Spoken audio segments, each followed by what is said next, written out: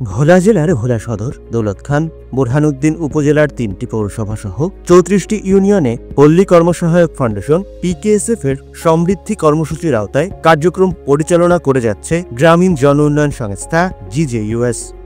এই সমৃদ্ধিভুক্ত কর্ম এলাকায় ভোলা সদর উপজেলার কাচিয়া, দৌলতখানের উত্তর জয়নগর, বোরহানউদ্দিনের শাসরা ইউনিয়নে দিনব্যাপী বার্ষিক ক্রীড়া ও সাংস্কৃতিক প্রতিযোগিতা অনুষ্ঠিত হয়েছে।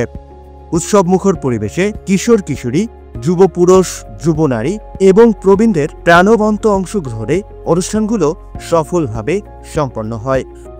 ভলিবল, ১০০ মিটার দৌড়, ক্যারাম, পাঞ্জা লড়াই, কবিতা আবৃত্তি, ছবি আঁকা ইত্যাদি মোট ২৫টি ইভেন্টের উপরে প্রতিযোগিতা অনুষ্ঠিত হয়। প্রতিযোগিতাগুলোয় প্রায় ২০০০ জনের প্রাণবন্ত পারফরমেন্সে পুরো অনুষ্ঠানটি আরও আনন্দময় হয়ে ওঠে। আমরা সবাই অংশগ্রহণ করলাম। আমরা অংশগ্রহণ করে অনেক খুশি হলাম, আনন্দ পেলাম, খেলেও ভালো লাগলো। আমরা আশা করব অন্যান্য জেলাতেও এই খেলাটা আয়োজন করা হবে, আরও গ্রামেও এই খেলাটা আয়োজন করা হবে। আমরা সাধারণত আমাদের বিদ্যালয়ে খেলাধুলা করে থাকি, কিন্তু আজকের এই খেলাধুলা আমাদের ইউনিয়নের সকল স্কুলকে নিয়ে। আজকের এ ধরনের খেলাধুলায় আমাদের খেলাধুলার মান উন্নয়ন হবে। ভলিবল এবং পাঞ্জা খেলা মেয়েরা খেলে না, আমরা যখন খেলতে পারছি আমাদের খুবই ভালো লেগেছে।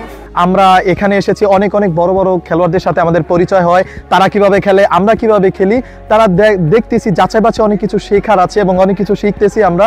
এই খেলাগুলো খেলে আমাদের খুবই ভালো লেগেছে এবং আমরা উৎসাহিত হয়েছি। দিন শেষে বিজয়ীদের হাতে পুরস্কার তুলে দেওয়া হয়।